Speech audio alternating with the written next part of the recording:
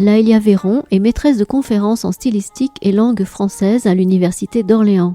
Elle travaille sur les liens entre langage et pouvoir. Elle est aussi enseignante en milieu carcéral et fait partie du collectif Les Linguistes Atterrés. La librairie Ombre Blanche recevait samedi 31 janvier 2026 Laëlia Véron pour la parution aux éditions La Découverte de son essai intitulé « T'es sérieuse ? Problème politique de l'ironie », coécrit avec Guillaume Fondu.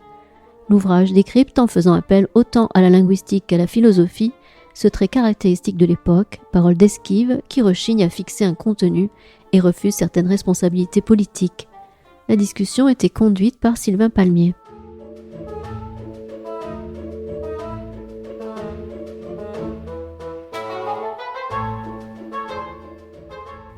Bonjour à tous, merci d'être venus. On accueille aujourd'hui Laëlia Véron, merci beaucoup, qui est maîtresse de conférence à l'Université d'Orléans, qui fait partie entre autres du laboratoire Pollen pour pouvoir lettres et normes, dont la spécialité est de traiter entre autres des liens entre pouvoir et langage, et qui est aussi membre des linguistes atterrés, qui a déjà écrit Le français est à nous, petit manuel d'émancipation linguistique avec Marie Candéa, qui a été publié à La Découverte, Trahir et venger, paradoxe de récit de trancheuse de classe, et qui vient aujourd'hui nous présenter T'es sérieuse, problème politique de l'ironie, qui est ici et qui est en entrée, si jamais.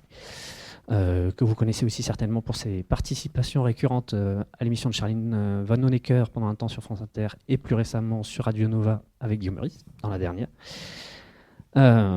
Et donc aujourd'hui, voilà, on va parler des problèmes politiques de l'ironie, donc écrit avec Guillaume Fondu aussi. Et donc, pour commencer déjà, une des questions qui frappe quand on lit le livre, c'est déjà pourquoi est-ce que c'est si difficile et délicat déjà de définir ce que c'est l'ironie ? Déjà, est-ce qu'on peut en donner une définition ? Est-ce qu'il y a un consensus ? Et qu'est-ce qui rend la chose aussi difficile à définir ? Alors déjà, merci à tout le monde d'être ici. C'est toujours une chance déjà de pouvoir publier un livre et puis de pouvoir échanger avec des gens. Moi, au-delà de l'intérêt personnel et du plaisir personnel, ça me remonte toujours le moral que des gens prennent du temps pour échanger sur des idées ensemble. Donc, merci beaucoup. Et puis, merci à la librairie pour l'invitation.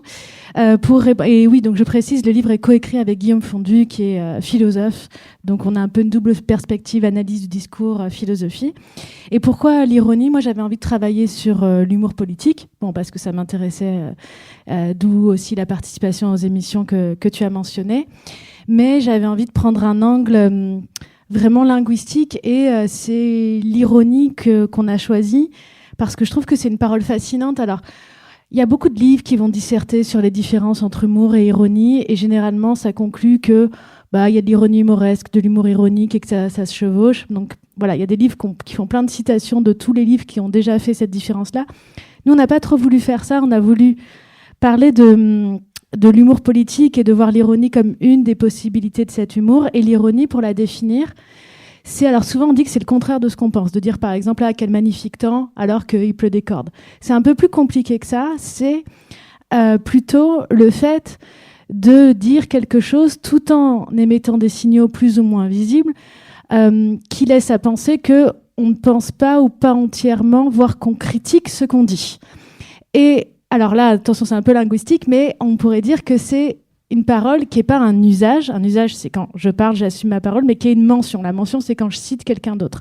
C'est donc une mention critique. Et ce qui est fascinant, si on prend tout de suite des exemples, c'est par exemple si vous allez écouter des humoristes de gauche, ils tiennent tout le temps des discours de droite pour les critiquer, pour les ironiser, d'accord ? Mais de fait, on va tout le temps entendre des mots de droite, des paroles rapportées de manière ironique et donc critiquées, mais finalement, c'est la parole de l'autre qu'on entend le plus souvent, et vice-versa. Si vous allez regarder de l'humour de droite, par exemple les chroniques de Samuel Fitoussi dans Le Figaro, il va tout le temps citer des paroles de gauche. Alors moi, ça me fascinait un peu à deux points de vue. L'ironie, on peut toutes et tous la pratiquer. Comment ça se fait que quelquefois, c'est plus séduisant et c'est plus efficace de dire ce qu'on ne pense pas, voire le contraire de ce qu'on pense que ce qu'on pense. C'est quand même très bizarre quand on y pense, d'un point de vue purement linguistique.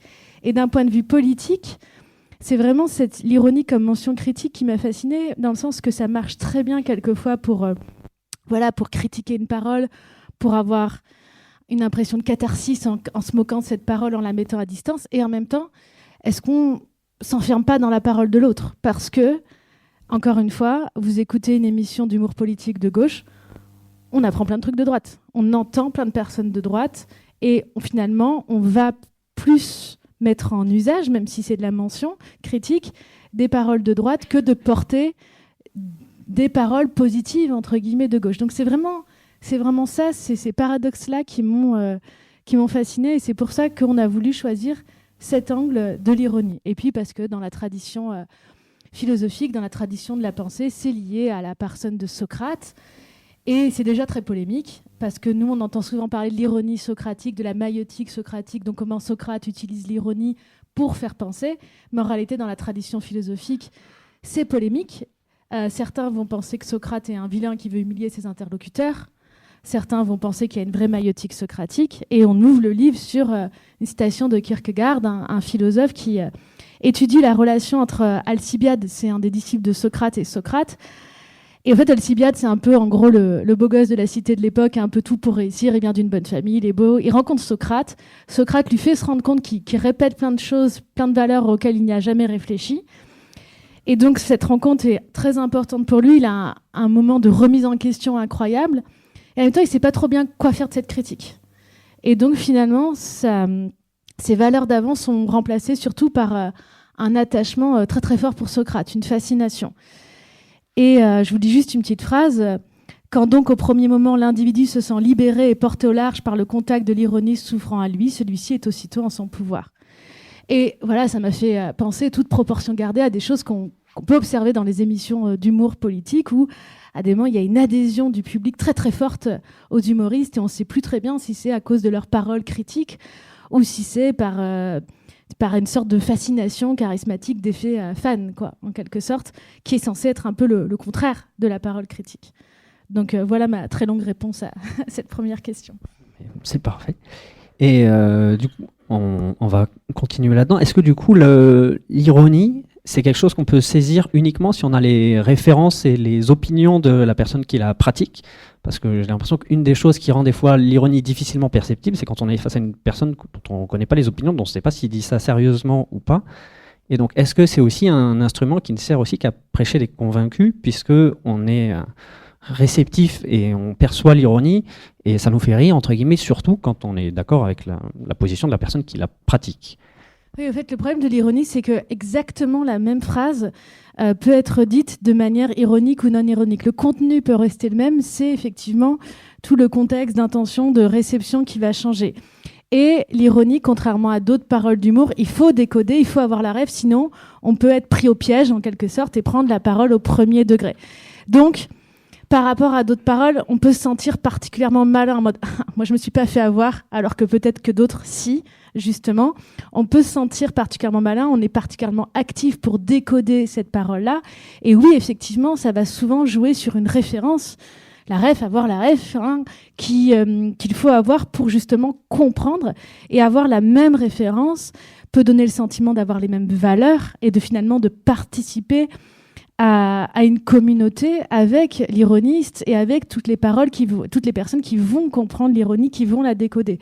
Ça, c'est un pouvoir aussi de l'humour politique qui est impressionnant et qui fait partie de ses effets positifs aussi, à mon avis. C'est ce pouvoir, on avait un chapitre dessus dans le livre, ce pouvoir de créer une communauté. Je pense que ça fait du bien aussi, par exemple, quand on écoute des émissions d'humour politique, non seulement de rire, mais de savoir que d'autres rient de la même chose avec nous, contre les mêmes cibles, on se dit qu'on a les mêmes valeurs. Donc on peut avoir cet effet-là. Et en même temps, ce qui est compliqué, c'est que est-ce qu'on rit vraiment de la même chose ? Est-ce que c'est pas une illusion ? Déjà, est-ce que tout le monde décode l'ironie ? Est-ce que la décode pareil ? Souvent, c'est contre une cible, mais les valeurs sous-entendues, elles restent implicites. J'en discutais avec Ramzi Assadi, qui est le rédacteur en chef de Radio Nova et qui était rédacteur en chef aussi à France Inter avant. Quand, par exemple, un humoriste va jouer sur un cliché, que ce soit politique, raciste, sexiste, etc., il va donc rapporter ce cliché de manière ironique. De quoi on rit ? Est-ce qu'on rit d'entendre le cliché ? Est-ce qu'on rit de la critique ironique ? Est-ce qu'on rit des deux, du cliché puis de la critique ironique, comme ça nous donne bonne conscience, parce qu'on se dit non, moi c'est l'ironie, c'est la critique, c'est la distance qui me fait rire. Donc c'est ça qui est aussi fascinant, au moment même où on croit être d'accord, rire de la même chose, peut-être qu'on rit pas du tout de la même chose. Et dans tout le livre, on compare parole ironique, parole politique. On dit que la parole politique, elle veut essayer de créer un nous contre un eux, très souvent. Hein, c'est ça, c'est de créer des groupes, des collectifs. Et la parole ironique, elle peut participer à ça. Et en même temps, les valeurs sous-entendues sont toujours implicites. Souvent, on est peut-être plus d'accord sur les cibles que sur véritablement les valeurs qu'on partage. Et ça fait partie, oui, de l'ambiguïté de l'ironie. Et donc, est-ce que cette ambiguïté, elle est problématique? Est-ce que l'ironie, du coup, ça contribue pas peut-être trop à véhiculer des préjugés sexistes, racistes, ou quand on les utilise? Est-ce que c'est problématique, du coup, de faire trop usage de l'ironie dans le discours politique? En fait, l'ironie, c'est un pari, et c'est un pari qui est forcément risqué. Pour donner un exemple qu'on donne dans le livre, alors une autre émission de Nova qui s'appelle Les Grands Remplaçants, qui est animée par l'humoriste Jamil Leschlag, elle joue sur un retournement ironique du stigmate. Le retournement du stigmate, c'est reprendre une parole qui est au départ une insulte, une parole stigmatisante, et la retourner en fierté en la revendiquant. On a des exemples de retournement du stigmate qui ont bien marché dans l'histoire. Les sans-culottes, par exemple, au départ, c'est une insulte pour ceux qui sont mal vêtus, qui n'ont pas les beaux pantalons, qui ont des pantalons de toile. Et voilà, Jamil Leschlag, quand il appelle son émission Les Grands Remplaçants, donc il reprend le titre de la théorie raciste de Renaud Camus sur le grand remplacement. D'ailleurs, il le change un petit peu, hein, le grand remplaçant, les grands remplaçants, le grand remplacement. Il l'avait dit parce que le grand remplacement, ça joue sur l'idée diffuse d'une menace, d'une civilisation remplacée par une autre.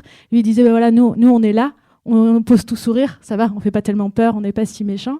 Et l'idée, c'était donc de, finalement, vraiment, dans une optique de retournement du stigmate, reprendre cette expression pour changer ses connotations de négative à positive.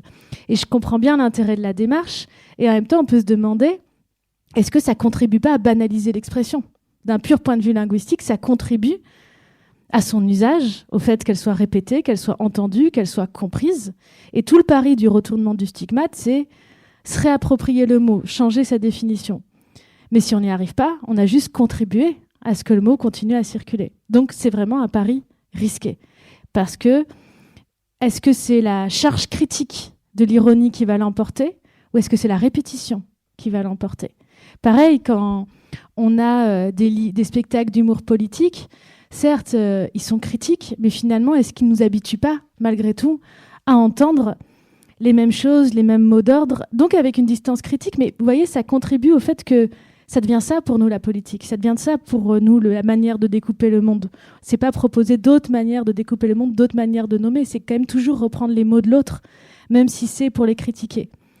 Et voilà, on essaie de prendre d'autres exemples dans le livre, la publicité, la littérature. C'est aussi tout le problème de la satire, qui certes, pour critiquer le présent, va malgré tout entériner, on pourrait dire, un peu ce découpage du monde. En fait, on ne peut pas dire tout en même temps. Et quand on a une ironie, elle est critique, encore une fois, mais malgré tout, est-ce qu'elle peut vraiment nous aider politiquement? Oui, mais si après la parole ironie critique, on a une autre parole, après la critique des catégories existantes, on propose d'autres catégories alternatives. Et du coup, on en vient à une chose que tu évoques aussi dans le livre, du coup, c'est l'aspect un peu pédagogique de l'ironie. Est-ce qu'il y a du coup un vrai intérêt pédagogique dans le projet militant à utiliser l'ironie pour en créer des idées? Oui, on a un chapitre autour de ça. C'est déjà le débat sur Socrate. Est-ce que l'ironie peut être pédagogique? L'ironie dans le sens que, par exemple, Socrate, quand il commence à parler avec des gens, il va dire « Ah oui, tu penses ça ?» et au lieu de dire « Non, c'est n'importe quoi, je vais t'expliquer ce que c'est tel ou tel concept », le beau va dire « Ah oui, c'est très intéressant ce que tu dis, donc tu penses que ça, donc explique-moi, répète. » Et donc, on pourrait dire, c'est Guillaume Fondu, mon co-auteur, qui disait ça, qu'avec Socrate, avec l'ironie, quand elle est répétée, on devient spectateur de notre propre parole. Et on nous interroge sur cette parole-là qui est un peu détachée de nous. Et ça nous pousse à réfléchir sur peut-être quelque chose qu'on a dit trop vite, qu'on a répété sans y penser. Donc oui, ça peut être une première étape. Et je pense que s'il y a des enseignants, ça peut être une stratégie aussi, même s'il faut le faire avec prudence, de répéter une parole dite, par exemple, en montrant un peu ses limites, son caractère absurde, en l'exagérant, pour entraîner l'autre. Voilà, à considérer sa parole comme un objet de discours un peu détaché de soi pour pouvoir justement réfléchir dessus. Après, pour que l'ironie soit pédagogique, elle suppose après tout un itinéraire qui ne peut plus être fondée que sur l'ironie. J'y pensais parce qu'il y a eu pas mal de journalistes qui comparaient les micro-trottoirs de Guillaume Meurice à de l'ironie socratique. Guillaume lui-même l'avait dit à certains moments. Et alors, ça dépend à quel niveau on les lit.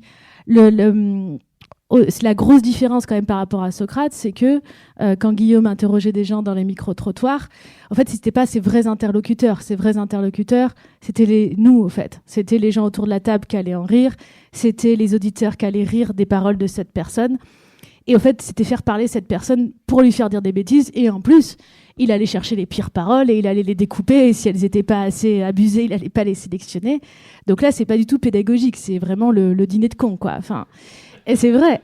Et c'est vraiment rire de quelqu'un en le trouvant complètement stupide. Mais après, on pourrait peut-être les lire à un autre niveau aussi, ces micro-trottoirs.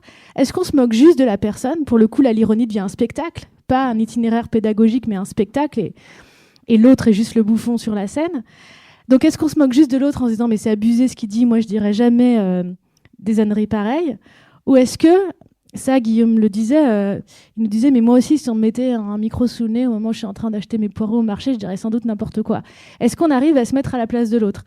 Est-ce que par exemple quand quelqu'un dit oui, j'aime beaucoup telle personnalité politique, et que Guillaume lui dit ah oui, bah citez-moi un exemple de quelque chose que vous avez bien dans son programme, et la personne n'a aucun exemple. Ça arrive très souvent. Est-ce que ça dépend ? Est-ce qu'on se dit juste est-ce que l'autre est stupide, ou est-ce qu'on se dit pour être honnête, est-ce que ça m'est pas déjà arrivé moi aussi de dire par exemple je suis pour telle personnalité politique ou je suis pour telle réforme, et finalement être pas capable de l'expliquer, et finalement je me rends compte que j'ai répété un discours sans vraiment me l'être approprié. Donc voilà, ça peut se lire à ces deux niveaux.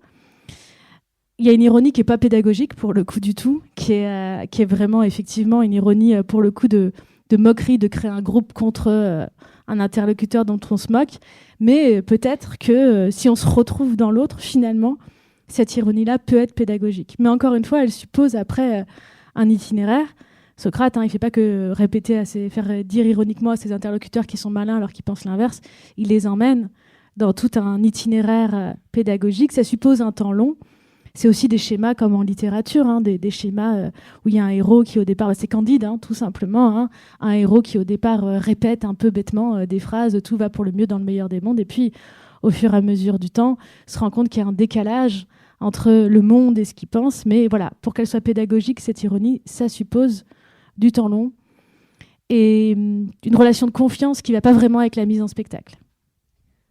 Et est-ce que du coup, ça peut aussi être un outil d'exclusion, puisque voilà, on voit que ça suscite un fort sentiment d'adhésion quand on a la référence, aussi j'imagine parce que c'est gratifiant d'avoir la référence, mais du coup quand on l'a pas, ou qu'on est la cible du discours qui est repris et moqué, est-ce que c'est aussi un outil un peu à double tranchant, puisque ça suscite l'adhésion d'une part du public, et ça suscite une réactance de la part des autres, de ceux qui n'ont pas la référence ou de ceux qui sont ciblés? Oui, mais quand elle est politique, cette ironie, elle est aussi faite pour ça. Effectivement, ça a un côté excluant, et on va souvent reprocher à ces communautés-là de tourner au communautarisme, d'être excluantes. Moi, je pense qu'on a aussi besoin à des moments d'espace, effectivement, on va appeler ça quelquefois des safe spaces, des espaces où on sait a priori qu'on va être d'accord, on ne se sent pas agressé tant que ça ne devient pas notre seul horizon. Pour ce côté du excluant, je vous cite juste une citation de Desproges qu'on a mise et que j'aime bien. « L'ennemi est sot, il croit que c'est nous l'ennemi alors que c'est lui ». Et on voit bien effectivement ce côté cible. Oui, ça fonctionne sur l'exclusion de ceux qui n'ont pas la ref. Et justement, on se sent d'autant plus inclus et intelligent que nous, on l'a décodé. Mais c'est un phénomène qu'on rencontre plus largement. Je pense que tout le monde a eu l'expérience vous êtes avec des gens, quelqu'un raconte une blague, vous rigolez alors que vous n'avez pas compris la blague, et vous êtes d'ailleurs un peu embêté si on vous demande d'expliquer, parce que vous n'avez pas envie d'être exclu du groupe, et que rire, ça montre votre inclusion dans le groupe.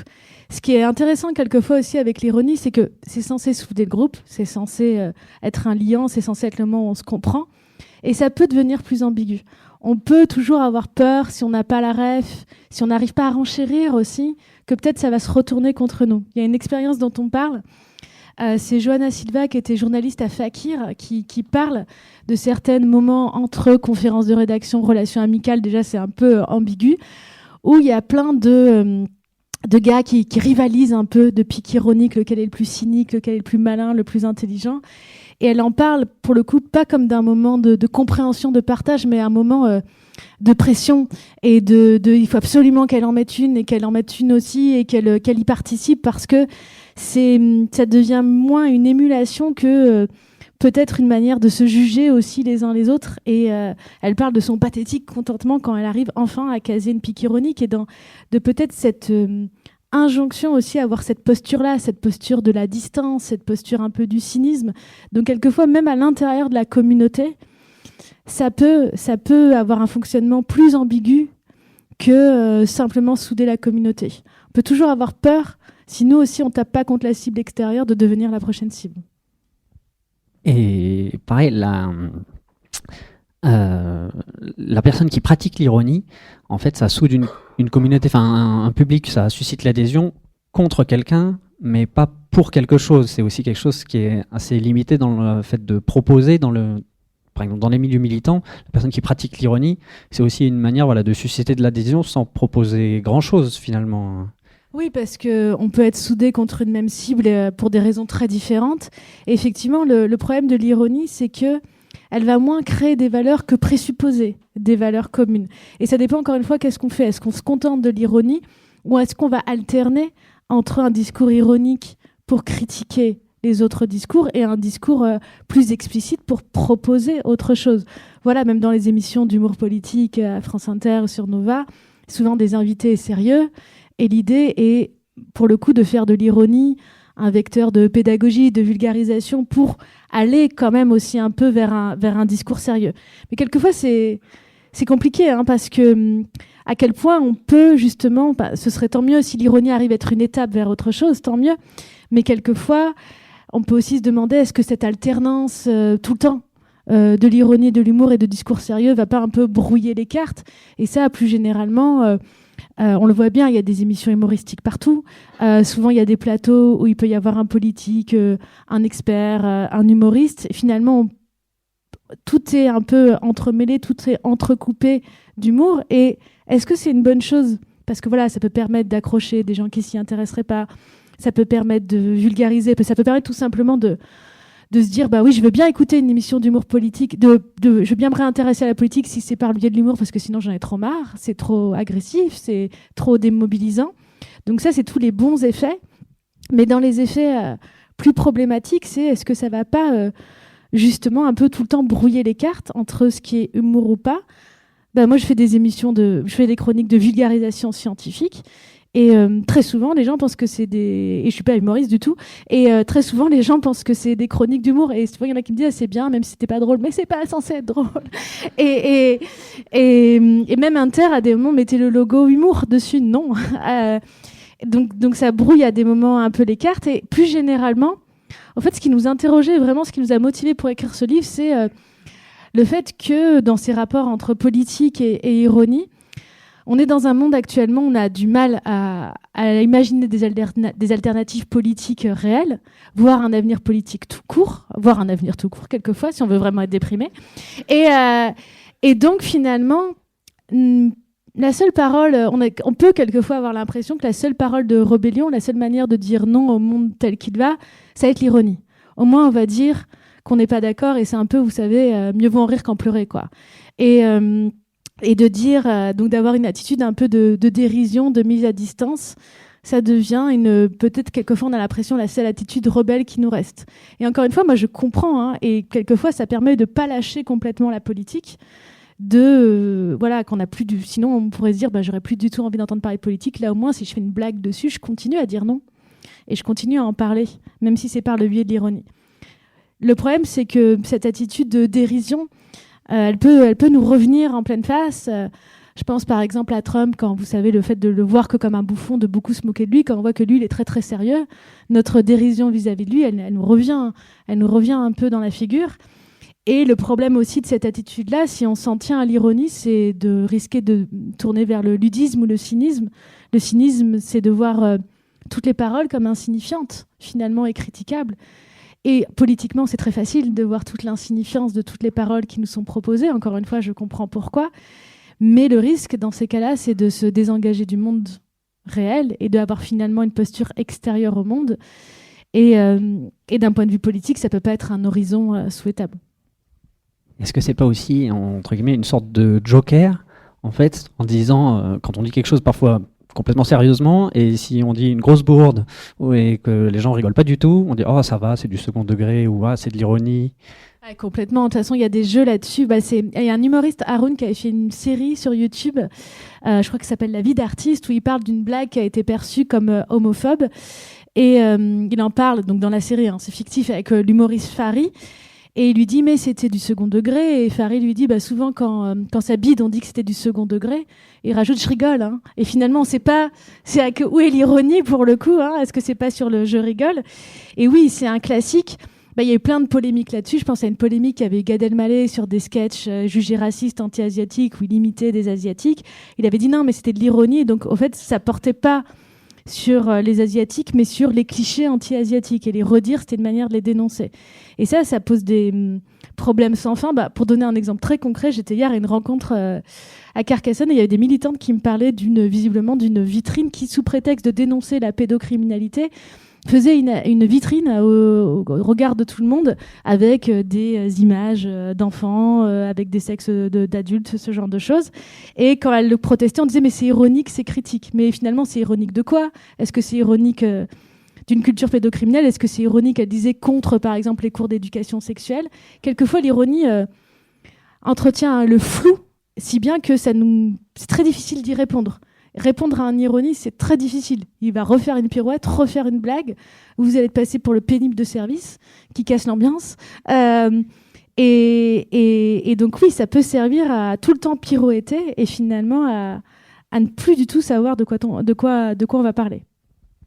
Et pour les personnalités politiques qui, elles, sont la victime, entre guillemets, de la pratique de l'ironie, pour elles, on a aussi l'impression que c'est aussi un joker pour la personne qui pratique l'ironie, parce que si la personne se vexe, il n'a pas d'humour. Et vous prenez l'exemple de Darmanin dans l'émission de France Inter avec Charline Vanhoenacker, et au contraire, quelqu'un qui rigole trop, comme Sibeth Ndiaye, ça n'a pas du tout plu au public non plus, parce qu'on a l'impression que ça ne l'affecte pas. Le public était très content que Darmanin soit vexé. Pour le coup, sous la vidéo, il y a des gros chais autour de Darmanin. Et justement, ils sont très contents qu'il soit vexé. Et là, c'est quand donc Charline Vanhoenacker et Guillaume Meurice faisaient des billets face aux politiques, vraiment dans la tradition du fou du roi dans la matinale, vraiment à 2 mètres d'eux. Et effectivement, les réactions allaient être très commentées. Il y en avait certains qui partaient, comme Marine Le Pen, mais ils avaient prévu le coup. Donc Ramzi Assadi était venu avec une perruque blonde faire jouer Marine Le Pen, ils avaient bien anticipé ça.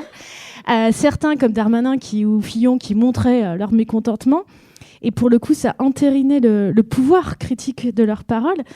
Mais ce que à un moment je voulais étudier, c'est l'ambiguïté de l'autodérision, parce que quand certains rigolaient comme Benoît Hamon, on disait il le prend bien, c'est bien, mais quand certains rigolaient trop, comme Sibeth Ndiaye qui vraiment c'est ce qu'elle a fait, les gens étaient finalement gênés parce que ça avait l'air de montrer qu'elle en avait rien à faire, que finalement ils pouvaient balancer tout ce qu'ils voulaient. Là, le rire n'était pas une manière d'accepter la critique, de se remettre en question, mais une manière de dire vous pouvez toujours parler, en réalité, je suis très très au-dessus de ça. Et de manière plus générale, c'est l'ambiguïté de l'autodérision. Souvent, on dit que l'autodérision, c'est bien, c'est très séduisant. Quelqu'un qui a de l'autodérision, c'est très sympathique. On se dit que la personne, elle peut accepter la critique, qu'elle n'est pas dogmatique, qu'elle n'est pas donneuse de leçons. Mais quand on creuse, ça peut être très ambigu. L'autodérision, ça peut être une manière, au contraire, de pas du tout se remettre en question, de dire je devance la critique, vu que je la dis moi-même, vu que je renchéris dessus, finalement l'autre n'a plus rien à dire et finalement je ne réponds pas à la critique et finalement je change pas du tout de comportement. Donc ça peut être complètement l'inverse. Ça montre aussi l'ambiguïté de l'ironie. Et tout va dépendre encore une fois des relations de pouvoir des uns et des autres. C'est pas pareil quelqu'un qui est un peu un souffre-douleur, qui a plein de vannes contre lui et qui est un peu obligé de les prendre bien s'il veut pas être complètement à terre, ou quelqu'un qui au contraire est très dominant et peut se permettre de bien prendre les vannes contre lui parce que de toute façon il a aucun compte à rendre et il a rien à changer. Et c'était l'humoriste Anna Gatsby qui parlait des limites de l'autodérision, qui disait une humoriste femme lesbienne qui disait est-ce que finalement j'ai pas fait de l'auto-humiliation pendant tout ce temps de ma carrière, en faisant plein de vannes contre moi, en reprenant, finalement, c'est toujours l'ambiguïté de reprendre aussi des clichés. On dit les personnes concernées peuvent reprendre les clichés, mais pourquoi est-ce qu'on le fait? Est-ce que c'est vraiment pour les critiquer ou est-ce que ça devient un rire finalement d'auto-humiliation pour bien dire je vais pas vous menacer, enfin, je reprends moi-même ce que vous me reprochez contre moi. Et par contre, pour les personnalités politiques, elles utilisaient l'ironie. On a l'impression que c'est quand même un outil très à double tranchant, puisque voilà, quand on s'en sert pour renverser des dominations, le public le prend bien, mais quand les personnalités politiques, elles, pratiquent l'ironie, c'est en général assez mal perçu, puisque c'est un caractère du coup beaucoup plus humiliant quand elles parlent de classe populaire ou ce genre de choses avec ironie. En fait, c'est compliqué. Je pense que les politiques et les humoristes sont un peu entre des injonctions contradictoires dessus. Les humoristes, à la fois revendiquer l'humour politique, ça, c'est souvent jugé plus noble que l'humour lambda quotidien. C'est souvent jugé plus difficile. Ça peut donner un caractère un peu plus jugé de meilleure qualité, de plus grande envergure à leur humour. Et en même temps, on peut très souvent leur reprocher d'être militants, de faire passer c'est devenu un gros mot, de faire passer la politique avant l'humour, donc finalement de pas être drôle, et ils doivent ils sont tout le temps un peu en train de négocier entre cette valorisation, cette dévalorisation, et elles-mêmes, quelquefois, c'est compliqué de savoir à quel point ils revendiquent cette caractéristique politique. Et pour les politiques professionnelles, c'est assez ambigu aussi parce que, alors ça va avec une certaine représentation de la personnalité politique, de savoir faire des bons mots et des saillies, surtout quand ils sont plus au pouvoir. Hein. Genre les traits d'esprit du général de Gaulle ont été édités. C'est censé aller avec une certaine image de la rhétorique politique, de savoir jouer avec une certaine ironie et de faire des traits d'esprit. Mais ça peut effectivement se retourner contre eux très fortement. L'exemple type, c'était François Hollande. Visiblement, les journalistes adoraient son humour, ses traits d'esprit. Mais bon, ça l'a pas rendu populaire pour autant partout. Et voilà, il y a eu un de ces traits qui s'est retourné contre lui, c'est les sans-dents, hein, quand il avait parlé des sans-dents en reprenant de manière ironique les sans-culottes pour se moquer de personnes populaires donc qui ont les dents abîmées, qui n'ont pas le moyen de se payer des soins dentaires. Et ça avait été effectivement très d'ailleurs retourné contre lui. Il y avait des retournements du stigmate. Il y a des collègues qui ont étudié la correspondance envoyée au président. Il y a encore beaucoup de gens qui signent des sans-dents, même plusieurs mandats après. Et il y avait des slogans dans les manifs, même sans dents, on peut manger du flambi. Donc ça lui était... Là, même sans dents, on peut manger du flambi, sachant que flambi était le surnom donné à François Hollande. Et voilà. Donc, petit jeu de retournement, d'ironie contre ironie, etc. Mais voilà, il faut avoir la ref, il faut comprendre que Flamby, c'est François Hollande pour que ça marche. Vous écoutez Laëlia Véran, co-autrice de l'essai « T'es sérieuse, problème politique de l'ironie », édition La Découverte, lors de sa venue à la librairie Ombre Blanche, samedi 31 janvier 2026.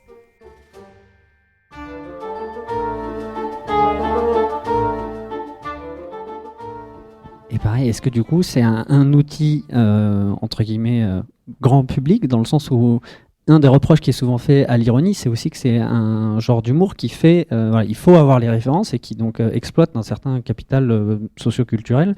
Est-ce que c'est quelque chose du coup qui est un outil pratique et suffisamment ouvert entre guillemets et pas excluant dans tous les milieux politiques? Le principe de l'ironie, ça peut être d'être excluant. Encore une fois, ça dépend qui on veut exclure. En fait, justement, on voulait sortir de... En fait, dans le domaine de la recherche en littérature et en philosophie, les chercheurs adorent l'ironie. Ils disent l'ironie, c'est la liberté, c'est le langage, c'est la littérature. Peut-être parce que nous-mêmes, dans les milieux universitaires, on aime bien faire de l'ironie lettrée en faisant des jeux de mots sur des titres d'œuvres. Donc, vu qu'on aime bien que c'est notre pratique, on dit que ça doit être bien. Et je résume un peu, mais on projette des valeurs qu'on aime bien. Et pareil, dans le domaine de l'humour politique médiatique... Shine Van Acker, Guillaume Meurice disaient des choses comme l'ironie renverse les dominations, c'est forcément une arme anti-pouvoir. Et je pense que c'est pas aussi simple que ça. Typiquement, on le voit bien déjà, l'ironie est pratiquée par tous les camps. Pareil, il y a des doxas qui vont un peu vite en disant que l'humour c'est forcément de gauche, c'est forcément contre le pouvoir. Non, d'ailleurs, il y a un appel dans tous les médias de droite qui se crée, qui se développe à l'humour. Maintenant, CNews a une pastille humoristique. Le JDD appelait au développement des humoristes de droite. Il y a plein d'appels à ça et il y en a de plus en plus qui vont investir ça. Ça peut être très bien à des camp contre camp et on ne va pas définir le pouvoir de la même manière. À gauche, on va définir le pouvoir par certains représentants. Si vous lisez Le Figaro, vous pensez que les discours, alors sinon au pouvoir du moins dominants, c'est le wokisme, c'est les LGBT, c'est la gauche, et donc eux, ils vont définir ça comme aussi aller contre ce qui est une majorité, et c'est juste qu'on n'a pas le même découpage du monde. Donc ça, pour la question du pouvoir et du contre-pouvoir. Et puis ça peut très bien être une arme aussi humiliante, hein. Ça peut être très bien rajouter à la domination matérielle, économique, une humiliation symbolique. Donc c'est pas du tout, pour moi, une arme forcément anti-pouvoir. Et d'un point de vue de classe sociale, pareil, il y a quelquefois des projections sur l'ironie qui sont assez simplistes. Je pense à Annie Ernaux, qui est une autrice que j'aime beaucoup par ailleurs, mais qui, dans le livre La Place, disait qu'en gros, l'ironie, c'est pour les classes dominantes et la gaieté, les classes populaires. Et en fait, c'est très misérabiliste. Sous sa plume, c'est censé être sympa. En mode, l'ironie, c'est un peu méchant. Et la gaieté, c'est gentil. Mais je pense qu'elle confond une ironie, son ironie littéraire, de son nouveau milieu, de sa belle famille, de son mari, avec l'ironie en général. Et c'est pas parce que son père ne comprenait pas un certain type d'ironie, on va dire lettré, littéraire, qui pratiquait pas un autre type d'ironie avec d'autres références. Pour le coup, il y a des études qui ont été faites en psycholinguistique qui montrent que les enfants arrivent à comprendre l'ironie autour de l'âge de 7-8 ans. Et ça a été étudié dans des lycées REP, non-REP, etc. Alors bien sûr, il peut y avoir une éducation à l'ironie, bien sûr, la comprendre ne veut pas dire la pratiquer ou savoir y répondre. Et ça va être plutôt de quelle ironie il s'agit et plutôt qui peut se permettre de pratiquer l'ironie dans quel contexte. Et encore une fois, ça va dépendre des rapports de pouvoir. Voilà, pour donner un exemple, vous avez, comme dans toute situation de discours, des moments où vous serez dans des situations où vous pourrez prendre la parole et pratiquer l'ironie, et des moments où elle pourra se retourner contre vous. On parle, par exemple, à un moment d'une émission avec Philippe Poutou, celle qui a été célèbre, qui avait été reprise, où la présentatrice dit arrive pas à dire sans rigoler, voulait interdire à un patron les licenciements. Et vous voyez, elle n'est pas capable de le dire au premier degré. Elle fait presque sans le vouloir de l'ironie. Et finalement, tout le monde joue le jeu sur le plateau. Il y a Nicolas Bedos qui fait le réalisateur. Il y a une actrice qui dit si vous voulez, je vous la refais. Ça devient vraiment une parole citée, vraiment une mention. C'est impossible pour eux de la prendre comme un usage. Là, l'ironie est très humiliante contre lui, hein. Tout le monde rigole contre lui. Alors que dans d'autres contextes, il a pu bien sûr pratiquer l'ironie contre ses adversaires politiques. Donc voilà, ça va dépendre de rapports de force, comme dans toute situation de discours, qu'il faut toujours prendre en contexte. Du coup, l'ironie, après, peut avoir un effet, entre guillemets, contre-productif. Alors là, j'imagine que c'était pas fait exprès dans le cas de Philippe Poutou et l'émission, mais ces extraits-là, ils ont même été repris pour son... Et ça, c'était, j'imagine, pas l'idée, mais ça a suscité l'adhésion du gens qui étaient avec Philippe Poutou. Ça a aussi suscité de la sympathie, en fait. Ça peut avoir un effet inverse, c'est-à-dire susciter l'adhésion quand l'ironie est, entre guillemets, réussie, et que les gens y partagent nos valeurs, mais quand on le fait maladroitement, ça peut créer de la sympathie pour la personne qui en est la cible. Oui, parce que là, c'était une situation d'humiliation générale, de toute façon, et donc une situation d'humiliation, on peut avoir de l'empathie pour la personne humiliée. Mais d'ailleurs, il avait fait un clip de campagne en faisant de l'ironie sur l'ironie, en reprenant ce dispositif-là avec des militants de NPA qui jouaient le rôle des journalistes. Mais d'ailleurs, dans le clip de campagne qu'il a fait, il reprend la parole, il la reprend sérieusement, ce qu'il n'avait pas réussi à faire au moment de l'émission, en déroulant son discours. Donc à la fois, il faisait de l'ironie sur l'ironie, à la fois, le but était quand même de ressortir un discours sérieux. Parce que, oui, donc l'ironie peut être un processus d'humiliation, donc on peut avoir de la sympathie avec la personne humiliée. Après, encore une fois, ça va aussi dépendre de quel côté on se projette. Par exemple, voilà, si on est anti-Darmanin, anti-Fillon, on va se réjouir un peu du fait qu'ils soient visiblement vexés. Si on est de leur côté, je pensais à Frédéric Becbédé qui dit que c'était des hyènes, qui déchiraient des cadavres de gens livrés sans défense. Peut-être qu'il va être aussi de leur côté à eux. Et pas voir ça comme des moments de catharsis, de renversement de pouvoir, mais d'humiliation. Ça va dépendre du côté de qui on se projette aussi. Est-ce que ça existe de l'ironie bienveillante, du coup ? C'est une question qui m'a traversé l'esprit. Je ne sais pas si c'est une question pertinente pour le coup. Mais... Si, moi je pense que l'ironie, elle peut être bienveillante si pour le coup, l'autre n'est pas mis en spectacle pour un public extérieur. Si je suis prêt ou prête à vraiment avoir un dialogue avec l'autre, à avoir justement un échange à long terme avec l'autre, un itinéraire pour le coup avec l'autre, et que je ne vais pas en rester à la vanne, justement. Qu'il y a quelque chose après la vanne, après l'ironie. Dans ce cas-là, oui, je pense.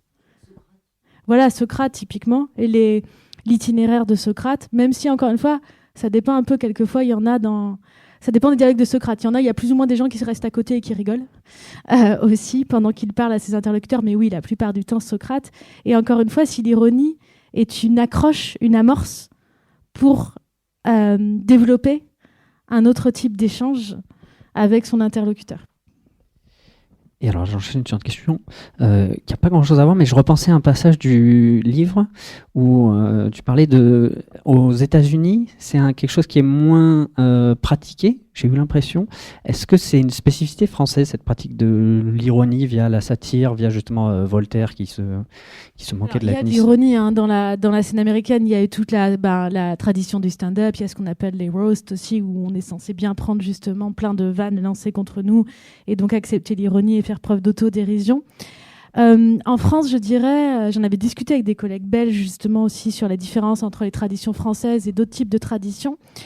En France, je dirais que on a justement plutôt une histoire de valorisation de l'ironie, avec notamment de valorisation littéraire de l'ironie.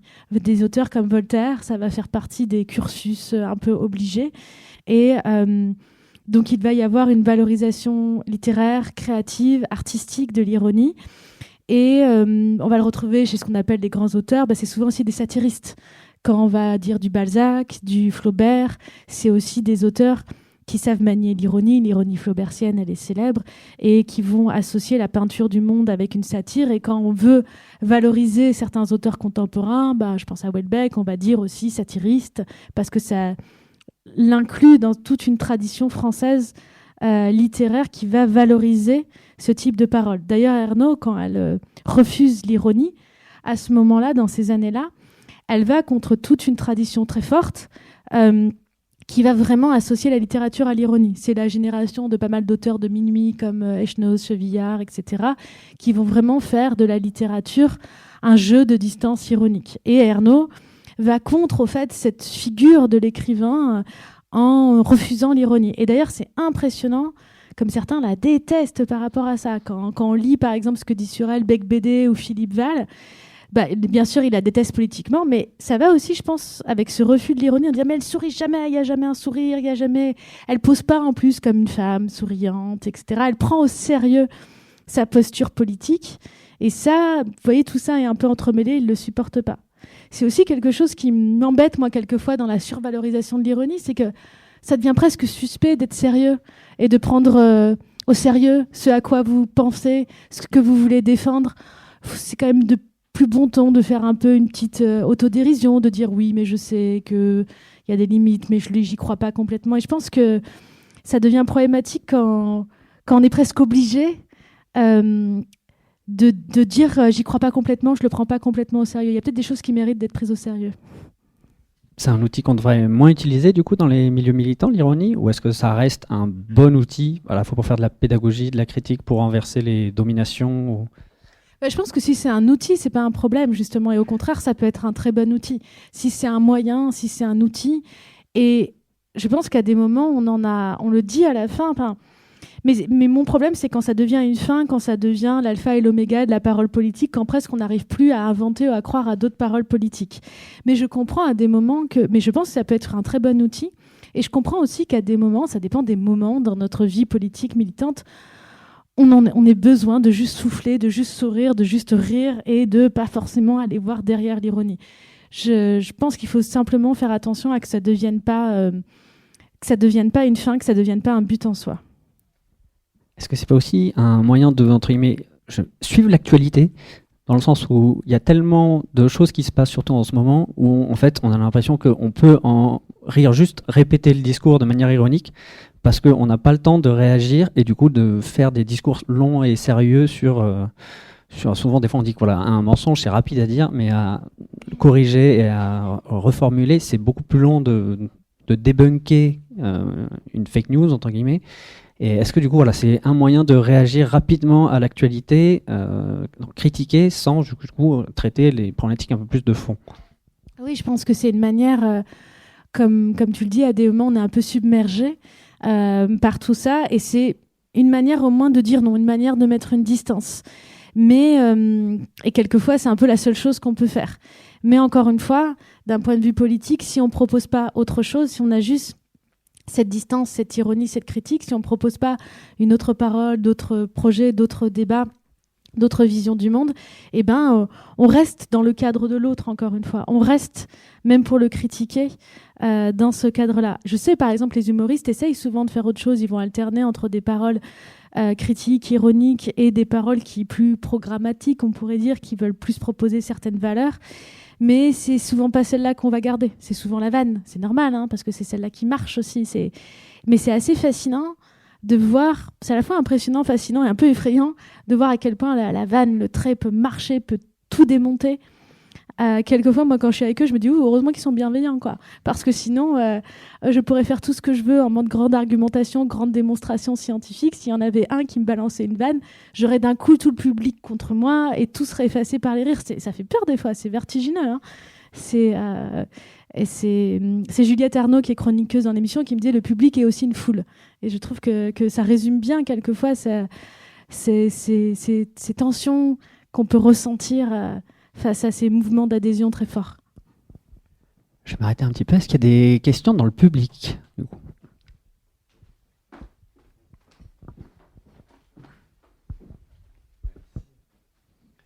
Merci beaucoup. Et on est venu sur le terrain de l'ironie un peu américain par rapport aux Français. Et du coup, juste de manière plus universelle, est-ce que vraiment tout le monde, partout, l'ironie est pratiquée ? Ou est-ce qu'il y aurait des enclaves anthropologiquement où l'ironie n'existe pas du tout ? Et je ne sais pas si ça a été touché du doigt, je n'ai pas encore lu le livre, ou c'est des questions que vous êtes posées, mais du coup, anthropologiquement, je me demandais s'il y avait ça quelque part que j'imagine que peut-être était déjà un peu percé. Et sinon, je ne sais pas, la fin de la blague de l'antonomase et de la litote dans un bar. Ça, c'est une allusion à une chronique, à la dernière émission de Radio Nova. Alors, pour répondre à la première remarque, alors je connais pas tout le langage et tous les cultures du monde entier, donc je peux pas répondre à partir de ça.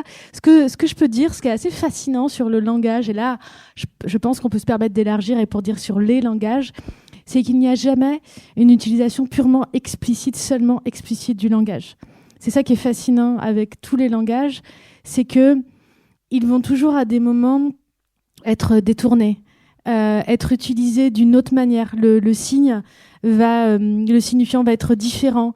Et il n'y a aucun langage complètement explicite. Il n'y a aucun langage sans malentendu. Et sans malentendu, donc sans possibilité de faire des blagues sur les malentendus, sans jeu de mots. Le jeu de mots vient aussi souvent de la confusion entre deux mots, du rapprochement entre deux mots qui, par exemple, se ressemblent. C'est les homonymes. Et donc, on pourrait prendre l'un pour l'autre. Donc, l'ironie, il faudrait étudier plus précisément, mais aucun langage n'est explicite, n'est que explicite. Il va toujours avoir plusieurs niveaux, plusieurs manières d'utiliser le langage, pas de manière juste explicite. Et sinon, pour expliciter l'allusion, bon, ça c'était sur Radio Nova, sur les questions des auditeurs, où je devais jouer le rôle de la linguiste pénible qui proposait une blague sur une litote et une antonomase qui rentrent dans un bar. Et je n'ai pas la fin parce que c'est pas moi qui ai écrit la blague. En fait, à des moments, les gens ne se rendent pas forcément compte dans l'émission que c'est préparé, que certes, il y a un peu d'impro, mais les gens pensent souvent... Par exemple, dans cette émission-là, je fais une vanne contre Pierre-Emmanuel Barré. Plein de gens m'ont dit « Oh là là, c'est super vanne, c'est lui qui l'a écrite, c'est pas moi. Sinon, elle serait pas bien. » Et on lit des textes quand même, on lit des feuilles. C'est un indice pour montrer que c'est pas improvisé. Donc voilà, je suis désolée de vous décevoir, j'ai pas du tout écrit cette blague-là. Mais plein de gens sur Internet ont trouvé des fins beaux bien meilleurs que les miennes. Donc on va lire leur blague à eux. Quelqu'un avait dit, je prendrais... humour de figure de style. Quelqu'un va dire, je vais prendre un Ricard. Une antonomase, c'est quand on passe du nom propre au nom commun. Par exemple, de la poubelle, ça vient du préfet Monsieur Poubelle qui a inventé les poubelles. Donc voilà, un Ricard, passer de la marque à un Ricard. Et la litote, c'est de dire quelque chose, on va dire de manière euphémisée. C'est va, je ne te hais point, par exemple, dans le site de Corneille pour dire je t'aime. Et je crois que quelqu'un avait proposé dans les commentaires de dire j'ai pas soif du tout. Désolée, j'ai cassé l'ambiance avec l'humour des figures de style, mais je réponds à la question. Est-ce qu'il y a d'autres questions dans le public ? Merci, bonsoir. Je repensais juste au film Ridicule de Patrice Lecomte, dans l'idée de donc, ce personnage-là, juste avant la Révolution française, qui va à Versailles, qui a besoin d'argent pour assainir les marécages de sa région. Et en fait, il se retrouve pris au piège de... alors là, je me souviens très bien de ironie sur ironie. Et ce que vous disiez sur Fakir, ça m'a rappelé les conversations qu'ils ont sans fin, où à la fin, c'est qui a le meilleur trait d'esprit. Et puis bon, voilà, à la fin de l'histoire, il en a marre, il rentre chez lui et il met en œuvre ses travaux d'assainissement parce que ras-le-bol de l'ironie. Ce qui fait que le titre ridicule même me faisait penser à ça. Au fond, où est-ce que ça mène de cumuler comme ça de l'humour, des traits d'esprit sur des traits d'esprit à une époque particulière, pré-révolutionnaire, qui ressemble un peu à la nôtre, avec beaucoup de frustration, et puis ce personnage qui se prend même littéralement les pieds dans le tapis. La scène finale, on lui fait un croche-patte comme ça. Et à la fin, il en a marre, quoi. À la fin, il passe à l'action. Oui, moi j'aime beaucoup ce film et vous avez raison sur tous les rapprochements. Il y a des traits d'esprit savoureux, puis des gens aussi qui se disent « Ah mon Dieu, j'aurais dû y penser !» Vous savez comment l'esprit d'escalier, tout a l'air de se jouer. Oui, moi ce qui m'a intéressée, j'ai travaillé au départ en thèse sur le trait d'esprit dans Balzac, dans l'univers balzacien, dans Le mot qui tue. Et là, ça me fait penser à Ridicule, même si voilà, Ridicule c'est pré-révolutionnaire et le monde balzacien c'est post-révolutionnaire. C'est le caractère... En fait, le trait d'esprit, c'est quand on essaie de réfléchir à son pouvoir sur ces traits d'esprit ironiques, ces mots qui tuent, c'est que quelquefois, ils ont l'air de tout pouvoir changer. Leur pouvoir est extraordinaire, leur pouvoir de tuer la cible, leur pouvoir d'écho, de répétition. Et en même temps, quelquefois, on a l'impression qu'ils n'ont rien changé. Et on voit bien ça dans Ridicule. Parce qu'il croit qu'il va faire son chemin à grand renfort de traits d'esprit. Et de fait, il est très fort pour ça, et ça le fait aller jusqu'au roi. Hein. Il va dire, quand le roi lui dit « Faites une blague sur moi », il lui fait « Sire, le roi n'est pas un sujet hein. ». Donc, petit jeu de polysémie sur le mot « sujet ». Le roi est content, mais dit quand même aux gens autour de lui « Ça va, ça passe, c'est pas irrespectueux ». Petit doute quand même, un petit doute. Et finalement, c'est pas juste qu'il en a marre, c'est qu'il n'y arrive pas. Hein. C'est qu'il n'y arrive pas et qu'il est exclu finalement de ce monde-là. Et finalement, il n'est pas arrivé à faire son chemin par le pouvoir, par le langage, par le mot qui tue. Et dans le monde balzacien, c'est un peu... la même chose, parce que par exemple dans Illusion perdue, donc c'est l'histoire de Lucien qui va à Paris, qui devient un journaliste, qui a l'air d'avoir un pouvoir extraordinaire, avec ses traits d'esprit de journaliste, à devenir un opposant politique très fort, notamment contre son ex-maîtresse et le nouvel époux de son ex-maîtresse. Et finalement, à la fin, rien n'a changé. Finalement, ils arrivent à le mettre à terre, et c'est même un peu l'inverse. Tous ces traits d'esprit, finalement, ont permis de faire monter politiquement son adversaire, parce que plus il était attaqué, plus son camp allait le défendre. Donc finalement, ces traits d'esprit sont retournés contre lui. En fait, c'est un peu à long terme et à court terme. À court terme, le pouvoir du mot, du trait paraît extraordinaire. À long terme, en tout cas, dans ces univers-là, les forces un peu plus souterraines du social et de l'argent finissent quand même toujours par l'emporter.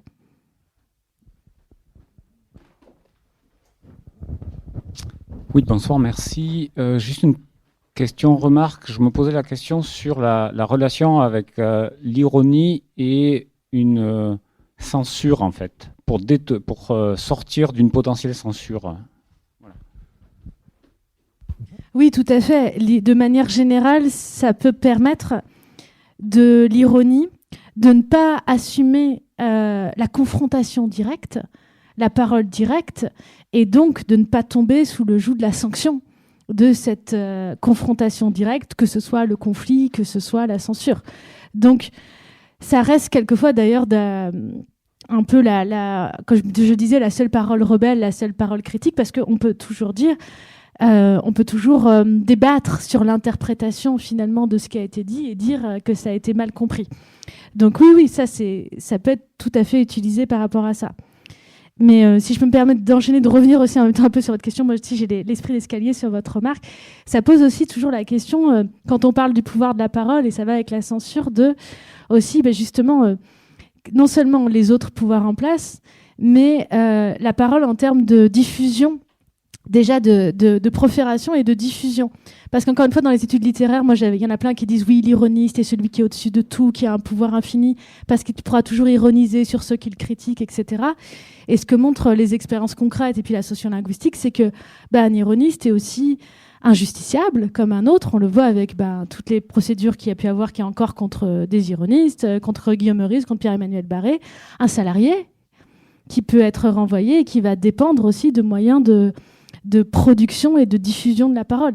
Et ça, quelquefois, on est tellement ébloui et on a tellement envie d'y croire aussi, avec le pouvoir de ce mot-là qui a l'air d'être le dernier limite, le dernier parole contre la censure, par exemple, qu'on oublie un peu le caractère matériel de ces forces-là qui doivent tout simplement permettre la parole. Hein, parce qu'une parole, si elle est dite mais qu'elle n'est pas entendue, qu'elle n'est pas diffusée, elle ne pourra pas avoir d'effet. Est-ce qu'il y a d'autres questions? Alors je peux... En fait, vous venez de dire quand cette parole, elle est dite mais elle n'est pas entendue. Je pensais quand elle est dite mais aussi quand elle est noyée. Tellement il y a en fait de propositions, d'ironie, de paroles politiques détournées. Et je pense que cette multiplication aussi des humoristes politiques, je le vois notamment aux États-Unis, je suis quelques humoristes, rend en fait les traits inopérants tellement il y en a. En fait, tout est noyé dans un brouhaha d'humour permanent. C'est juste... On peut se poser la question, en tout cas pour l'humour, souvent on me demande est-ce qu'il y en a plus maintenant qu'avant. Ce qu'on peut quantifier, c'est le fait qu'il y a un développement très très fort de l'humour professionnel, pas juste politique. Hein. Et ça, c'est impressionnant. Le marché a explosé, c'est aussi un marché économique qui marche bien, hein. Enfin, même si bien sûr c'est pas pour tout le monde. Les écoles de formation là-dessus ont explosé, et notamment aux États-Unis. Et ça rapproche quelquefois de manière un peu triste l'humour de la pub, parce qu'il y a certaines écoles d'humoristes aux États-Unis qui apprennent aux humoristes à faire exactement le type d'humour qu'il faut pour tel public, en essayant de viser certains publics spécifiques, et finalement ça devient un objet de consommation. Et ça devient le contraire d'une parole un peu critique qui titille un peu, qui fait un peu réfléchir. Ça devient la parole calibrée pour vous. Et ça va avec la profanisation. Ça peut devenir un produit comme un autre. Et du coup, Merci. C'était... vous parliez qu'il y avait peut-être quelque chose un peu de vain à force d'ironiser et qu'il n'y a pas de contre-propositions d'alternatives. Est-ce que vous auriez des écosystèmes où vous voyez un petit peu fleurir ces alternatives, où elles sont plus diffusées, plus en vogue, plus étayées? Je veux dire, du coup, est-ce que vous avez je vous dis pour qui voter ou quoi? On dirait un peu ça. Et suivez machin. Non, non, je plaisante. Je pense que... Encore une fois, moi, certains humoristes avec qui je travaille, ils essayent d'alterner entre une parole politique, une parole sérieuse, et d'inviter justement la parole de certains militants politiques, associatifs, pour faire entendre aussi leurs paroles, les mettre en valeur. Je pense quand même que la surprojection politique sur certaines paroles, sur les humoristes, mais aussi quelquefois sur les scientifiques, par exemple, montre quand même un désaveu, un désinvestissement de la parole politique en général, et j'ai presque l'impression quelquefois qu'on la cherche partout, sauf chez les politiques, tellement on n'y croit plus, et qu'on va les reprojeter sur plein d'autres personnes. Par exemple, même voilà, les scientifiques, qu'on attend d'eux, pas juste qu'ils fassent leur travail scientifique, mais qu'ils deviennent aussi des lanceurs d'alerte, voire qu'ils proposent des solutions alternatives. Et on peut penser que c'est bien, ça nous fait réfléchir, je pense au GIEC par exemple, mais on peut se demander si c'est pas aussi un problème de confusion des sphères. Et quand on projette sur l'humour ça, il faut qu'il y ait une différence entre critiquer une parole, encore une fois, qui peut critiquer, qui peut permettre de penser le politique, et une parole qui va faire de la politique. Pour les écosystèmes, moi, ça m'embarrasse un peu. Je ne vais pas vous dire où aller, et quoi faire. Mais je pense quand même, en tout cas personnellement, que malgré toutes les limites qu'on peut trouver aux espaces politiques, faut pas renoncer à les investir, et à essayer de les investir, et à essayer de les faire vivre, et à essayer de les faire évoluer, en employant quelquefois l'humour, la critique pour ça, mais pas renoncer à aller chercher qu'autre chose et à essayer de construire. Je vais rester vague, désolée, mais j'ai pas pour le coup de solution miracle à donner là-dessus. Est-ce que c'est un outil, du coup, on va dire en guise de conclusion, à moins utiliser ou à utiliser mieux? Si on pouvait donner une espèce de conclusion sur l'utilité de cet outil, est-ce que c'est quelque chose de bénéfique ensemble dans l'espace médiatique d'utiliser énormément, d'avoir beaucoup recours à l'ironie, ou est-ce que c'est quelque chose aussi qui nous enferme, qui empêche une prise de sérieux, etc. Ouais, je me demande, et je suis presque... moi, je participe de fait à des émissions d'humour politique. Je fais des chroniques de vulgarisation scientifique et je me demande à des moments à quel point je participe à... Est-ce que c'est bien? Est-ce que ça permet une vulgarisation de fait de certains concepts? Est-ce que ça peut permettre de donner envie de se tourner vers autre chose quand je donne des sources, des références?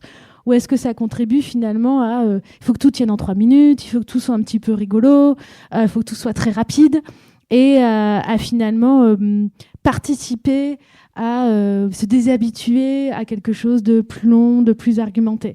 Je sais pas trop, moi j'essaie d'explorer plusieurs formes, par exemple les chroniques, les livres, les séminaires, de pas juste explorer cette forme-là.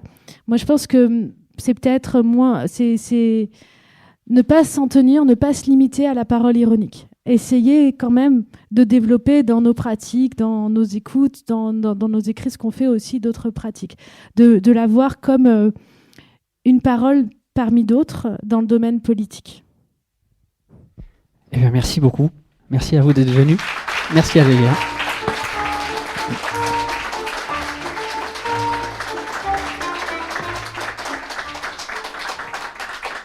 T'es sérieuse, problème politique de l'ironie est le dernier essai publié par Laëlia Véron et Guillaume Fondu aux éditions La Découverte. Vous venez d'écouter une rencontre à la librairie Ombre Blanche avec Laëlia Véron, enregistrée samedi 31 janvier 2026. Laëlia Véron a aussi fait paraître chez cet éditeur en 2024 Trahir et venger avec Karine Abivant et Le français est à nous, petit manuel d'émancipation linguistique avec Maria Candéa. Réalisation et mise en onde Radio Radio en collaboration avec Radio Radio Plus et Radio Terre.